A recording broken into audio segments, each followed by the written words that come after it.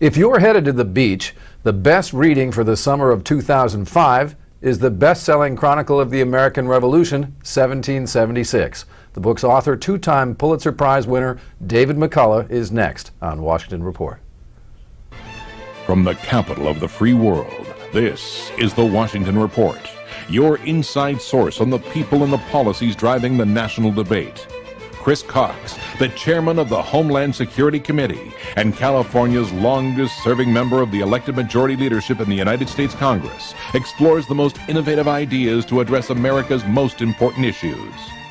Now, here is the host of Washington Report, Chairman Chris Cox. David McCullough is one of the world's most acclaimed historians. He's a two-time Pulitzer Prize winner and a two-time winner of the National Book Award. His newest book, 1776, about the men who marched with George Washington in the year of the Declaration of Independence, has already risen to #1 on the New York Times bestseller list. It was 4 decades ago that David McCullough wrote his first novel. That book, which was about the 1889 Johnstown flood in his native state of Pennsylvania, was an immediate success with both the critics and readers. He's been writing ever since, including such stories as how the Brooklyn Bridge and the Panama Canal were built.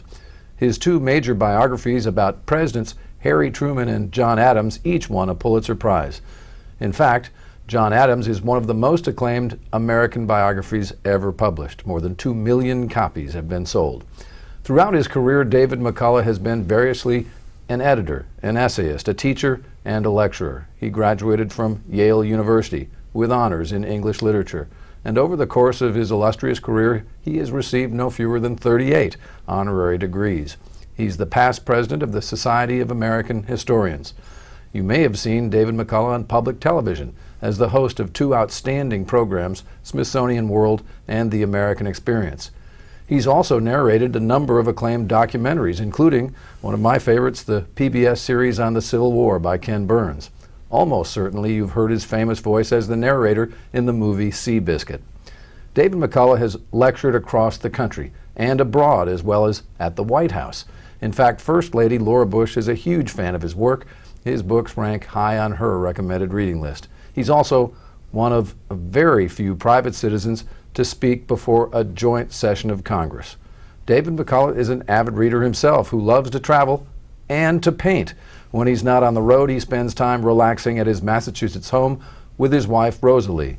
Together they have 5 children and 17 grandchildren. David, thank you very much for joining us on Washington Report. Thank you. I try as best I can to get everything accurate, facts, details, so forth, but to tell what happened in such a way that the reader will feel that this other time is around him or her, that they are inside the events of a very distant day, and feel that the atmosphere, the reality of these tremendous historic times aren't something way back, but they're there, that they've somehow entered into a time machine. And one of the ways one can do that is to try and convey right away that the people involved don't know how it's going to turn out.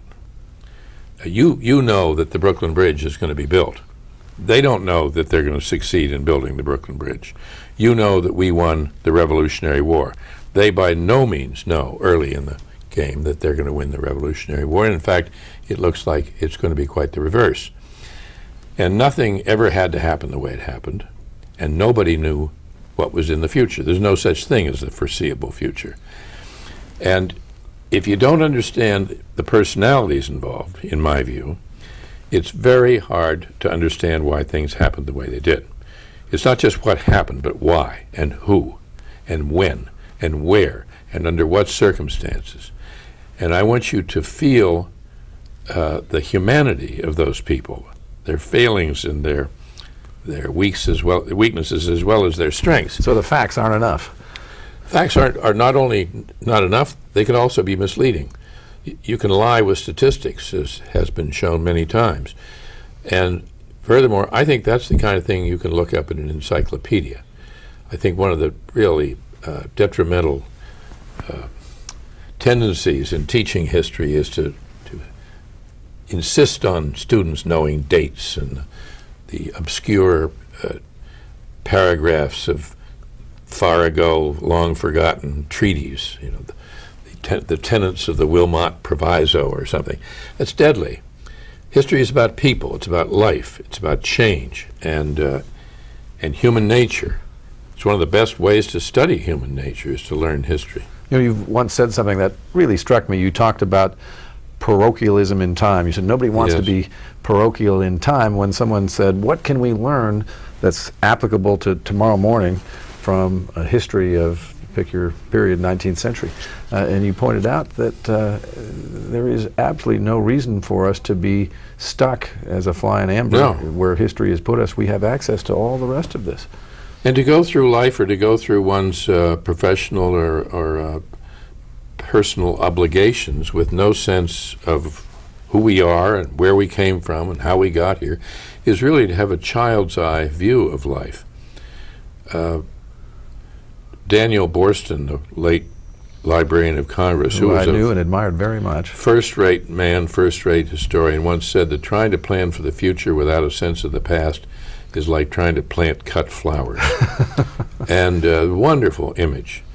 Harry Truman, who never had the benefit of a college education, but who never stopped reading history, and really was an avid, enthusiastic reader of history, said that the only new thing in the world is the history you don't know, which is saying some of the same thing. Samuel Eliot Morison, the great Morison of Harvard and many books, said that history teaches us how to behave. And there's a lot to that, too. But history will make you a better citizen, and history ought to be required in every college and university, which is not any longer. It ought to be much better taught in our schools, and it ought to be taught by people who have enthusiasm for it, which you can only have if you know the subject. Now, are you worried that people aren't learning history? Oh, absolutely. And that, in fact, on a relative basis, this problem is more chronic or severe now than it has been before? Oh, yes, no question about it. I mean, it's been shown in several very solid recent surveys, and it has certainly been my experience in lecturing on college campuses and university campuses that what students don't know is often astonishing. To have a student come up to you after you've given a talk on the campus of a major university and say, I'm so glad I came to hear you speak this morning because until now I never understood that the original 13 colonies were all on the East Coast. That is a bit of a shock. I take it that happened. Yes. At a seminar I was teaching in, I will leave it an unnamed Ivy League college, seminar of all history majors, seniors, and honor students, I started off the conversation by asking how many of the 25 that were there knew who George Marshall was. Not one of them knew who George Marshall was. Perhaps one of them suggested he was the Chief Justice of the Supreme Court. That would have been pretty good. No, one of them suggested, he asked me, did he maybe have something to do with the Marshall Plan? Right. So we got going. Now, it's not their faults. That's so important to understand. I think the major fault, the most obvious major fault, is that we've got to do a better job of teaching our teachers. What is rather evident from the four corners of the story you just told, that it is possible at a major Ivy League university in America to be an honors history major in your final year of study and go through a curriculum that doesn't in any way bring you into contact with George Marshall. That's right. Because they're studying issues, or they're studying women's rights, or some sort of like you're taking a geological core sample. Vertical. And there's no sense of a chronology, no sense of when things happened. They don't know, some of them, which century World War I occurred in. And now, I hope you're not speaking again about college students you have known at Ivy League universities. Ivy League colleges. Great. And they have vague ideas about the chronology, and they have very big holes, gaps in what they know. But they can get going right away. Now, I taught a course at Cornell for a term. I was very fortunate, and I felt very proud. They invited me to come and teach a survey course. And I gave each of my 180 students in a big lecture course a photograph, and that was to be their term paper. And I didn't tell them what they were supposed to do or how they. This is your photograph. This is your assignment. Do what you think you can do. And that one fellow, great idea. he had a photograph of Sergeant York. He'd not only never heard of Sergeant York, he knew nothing about World War I, and he did a superb paper, just turned loose on his own to do this. It was really good enough to have been published. And he works now here in Washington, and I ran into him a few years ago, and he said, I was in your class at Cornell, and I really loved it. And I said, which photograph did you have? He said, Sergeant York. I said, I remember your paper. It was terrific. What are you doing now? And he said, I'm working as a lawyer. And he said, but I want you to know that World War I is my hobby now. And of course, that's wonderful. You know how much that meant to one, having wondered whether anybody was being affected. But there's no trick to teaching history or writing history. So I take it you're putting emphasis Tell here stories. on better teaching for starters. Better teaching, but my youngest daughter, Dory McCullough Lawson, wrote a book last year. It published a book called Posterity, which is the letters of great Americans to their children. Never had been such a book, and it's done very well. It's in a third or fourth printing. And when she was researching the book, she probably read 3,000 letters. And she was struck again and again by how often the parent who was writing the letter to the child, and these were distinguished people in every field, was concerned about what kind of an education the child was getting. Are you reading this? You should know this about history or literature or whatever. And when she finished that project, she said to my wife, Rosalie, and me one night, she said, you know, the problem with education in America is us. We parents, we grandparents. We have to take part. We have to talk about history at the dinner table. We have to reinstate the dinner table as a place for conversation. Bring back dinner. We should be taking our children or grandchildren to historical sites, not waiting for the school trip to cover that. We should be giving them books and encourage them to read about this particular character because he's somebody or she's somebody that I have been interested all these years. Well, you know, you're not going to be able to personally get into every house and substitute for the parents who may or may not be doing a good job. You won't be able to teach every history course, but you found a way, I think, to reach so many millions of people through your books, which gets us back to this point about how successful you've been at bridging these two worlds of popular literature and historical scholarship. If it's as natural for you as it seems to be, how come so few others are able to do it? Why don't we have 10 David McCulloughs in America? Well, we do. We have some wonderful writers. Well, then we just need to discover them so we can buy their books Ron too. Carroll, whose Hamilton biography Well, that's right. That was a published, very marvelous successful book. Stacy Schiff, who wrote a very good recent biography of Benjamin Franklin, superb writer.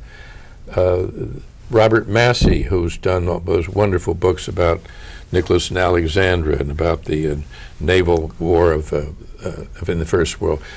Terrific writers. And I am the first to praise the work of others because I think unless we can aspire, try to make history literature, which others before us have done superbly, Francis Parkman, Thucydides, if we can't make history something that people would want to read, that's compelling, then history will die. It shouldn't just be the property of, the specialty of scholars. Now, I understand perfectly, and I greatly admire the work of real scholarship and historians who write for other historians. That's part of the professional process. But I don't want to do that. I want to write for you and my sons and my neighbor next door, and if the president of MIT likes it, wonderful. I think we need popular historians, popular in the sense of reaching everybody. And I think if some people want to say, well, he's an amateur historian, I'm not offended by that. But if you take the word amateur in its true meaning, which is somebody who does something for love, I do it because I love it, which is what I do. I, by chance, backed into doing some research on a project when I was working here in the 1960s and doing some research in the Library of Congress. And I found not only did I love the research, but I loved writing what I had found. And I had found what I wanted to do for the rest of my life. And I've been doing it now for 40 years, and I feel I'm starting to get the hang of it. Well, that makes you, of course, a consummate professional, and you hardly could be described as an amateur at anything. In fact, as I mentioned earlier, it is a unique privilege for any American to be invited to address a joint session of Congress, but you surpassed yourself by not once but twice being invited back to address all of the Republican and Democratic members of Congress at our off-site retreats. I was on the Planning Commission for both of those, along with Amo Houghton, who you mentioned from New York, and the discussion about whom should we invite all centered around the need to have someone who could remind us in a way we'd understand and appreciate of the importance of the role of Congress and what we're doing here, and get us thinking about things that are of more permanent importance than what we're fighting about this weekend. And that is why you were invited again in this new role, and having then performed superbly in exactly that role, invited back again. And the only reason I think that we haven't extended you the invitation, not that you'd be bound to accept it 7 more times, we haven't done that again as a Congress. Yeah. I think it can be said fairly about you that your expression of our American values and heritage uniquely gets to all of us. It makes us understand as a country what we're all about. Well, thank you. I think that history is a source of strength. We can draw from history examples which remind us that we're not the only people who've had problems. We're not the only people who have lived through dark times, uncertain times, dangerous times, which we are in now. And that, in fact, many of the earlier crises, conflicts, were far more ominous in their in the chance that we might come out as we would wish. And I think 1776 is the prime example. 1776 was the darkest year we have ever been through. And it was the most important year in the most important conflict in our history, because it's what gave rise to us. And when we celebrate the 4th of July, we're celebrating primarily in our imaginations and in our hearts and minds the great noble ideals expressed in the Declaration of Independence. Of course, George Washington and his troops couldn't very well celebrate the 4th of July. They didn't hear about it until later. That's right. And the 4th of July and the noble ideas and ideals of the Declaration of Independence would have been nothing but a declaration. Words on paper. Had George Washington and his army not been out doing what they did under terrible adversity, through terrible hardship and suffering of a kind that we, alas, don't know enough about, and don't remember as often as we should. Well, I'm glad you brought us back to 1776, because I think a lot of people who are reading this book this summer want to know, what is it about George Washington, this man that you brought to life in this book, that made everyone want to follow him? Obviously, he wasn't the most brilliant general ever, although he, as you pointed out, learned very quickly from his mistakes and persisted and obviously won. But in order for all that to happen, the one thing about George Washington which comes across in 1776 had to be true, and that's that people would follow him, yes, no matter what. Yes. Why? Why do you think that's so? Integrity, character, courage, phenomenal physical courage, moral courage. Never forgot what the cause was about. Wasn't about him. Wasn't about glory or the limelight. It was about the future of a new country, a chance to make the world anew, as Thomas Paine said. And he believed that.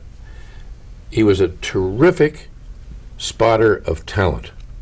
He could see ability in people who didn't necessarily have the proper credentials or the kind of experience that one would expect, which he saw in Nathaniel Greene and Henry Knox, most obviously, who turned out to be the best two generals we had. Well, and except for that Washington. story about bringing the guns from Ticonderoga is It's one of the something- great stories in the book. It's like something from mythology, and it really happened. To pull 58 cannon and mortar nearly 300 miles down the Hudson Valley and over the Berkshire Mountains in the midst of winter, when there were no roads, just wilderness, an absolutely phenomenal accomplishment, pulled off by a 25-year-old Boston bookseller who knew no more about the military than what he'd studied in books.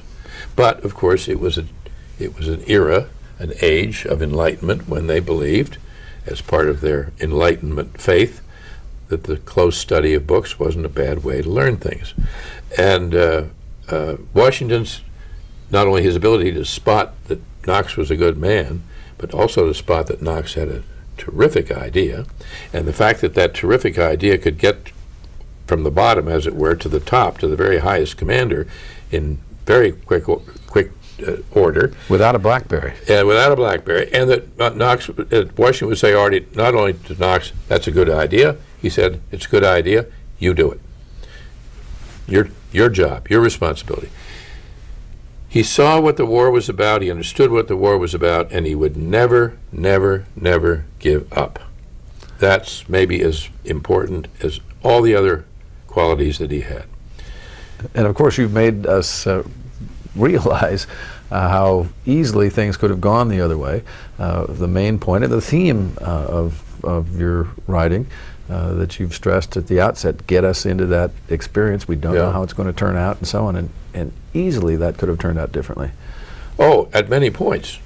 I mean, it's a miracle that it turned out the way it did. And if you tell people, do you realize that if the wind had been in another direction on the night of August 29th, we might not have succeeded in creating the United States of America? They say, oh no, they couldn't possibly be. Absolutely possibly. Because Washington and half of his army would have been trapped on Brooklyn Heights, and that would have been it. The reason the wind played such a vital role, as you know, is because the wind was out of the northeast, which meant the British couldn't bring their warships up into the East River and thereby seal off the bag and have the whole thing bottled up and captured, and the whole war would be over. Or if Washington had been captured or killed, or he'd quit, it would have been over. Well, I'd be remiss if I didn't raise, just in passing, because we only have a few minutes here, some of the other favorites that I know people in California and across the country and around the world, for that matter, have in the McCullough Library. When you wrote about Harry Truman, when you wrote Mornings on Horseback about Teddy Roosevelt, when you wrote John Adams, did you feel that you came to know these people? Oh, very much so. You come to feel that you know them in many ways better than you know people you are with in real life. Because, for one thing, you get to read all their mail, which you can't do in real life, and many of them kept very revealing, intimate, interesting, heartfelt diaries. And that's what you have to have in order to get below the surface. That's a writer's job, is to get below the surface. And alas, we don't write letters anymore, and we don't keep diaries. Certainly no one in public life is going to keep a diary. No, although Not in future our historians are probably going to have to exhume all of our email traffic. If it's possible. I don't know enough about the technology of it to know whether that will survive for 200 years. Well, for better or for worse, I have a feeling that all of that email that people think is private will show up on somebody's hard drive somewhere, and history will recover it. So that if there are among us some people who are currently obscure and ultimately important, we'll probably have a way of knowing about them. But letters, you're right, intimate way to learn about people, and we can't do that in real life. Now, with John Adams, Excuse me. you've been driven to do something in real time currently, and that is to urge us in Washington and to urge the country to erect a memorial to John Adams in Washington, D.C. Why don't you tell us about that a little bit? Well, it's a cause that I believe very much in, and I'm trying to do what I can to, first of all, the Congress has voted for it. The President signed the bill, which is a huge first step, very exciting. We next have to get a site that is worthy of the subject. John Adams, George Otto Trevelyan, who was the great 19th century British historian and who wrote a multi-volume history of the American Revolution, one of the best ever written, said that except for Washington, John Adams was the most important figure, American figure, in the whole Revolutionary era. I agree with that, and there are plenty others who agree with that. But there is no John Adams memorial in Washington. John Adams isn't on any of our money. He isn't on a postage stamp. He isn't anywhere. And it's a disgrace. This is recognition that is long overdue. Well, Now, write your congressman is my advice. Absolutely. So that we can follow up on David McCullough's suggestion. We're going to get this done. I have every Well, I hope faith in so, your but it has leadership. to be done right, and it has to be done with a sense of who he was and what he represented. I don't think we need another marble building. I don't think we need should never have another obelisk. Adams' great hero was Cicero, and Cicero said that his idea of heaven was a library in a garden. And Adams, at his best, agreed. And to a smaller extent, subsequent Adamses created that at the Adams site, the Adams home in Quincy. My idea is that the memorial ought to be a garden. It could be a lovely walled garden with benches, and in that garden would be a small library, and it would be the Adams Library of American Letters. And in that library you would be able to go in, and this would be kind of an oasis in the midst of Washington. You could go in, it'd be off the reflecting pond before the Lincoln Memorial perhaps. You could sit on the bench, or you could just go in and look at not just the letters of John and Abigail Adams, the real thing, but you would look perhaps at the letters of John Quincy Adams.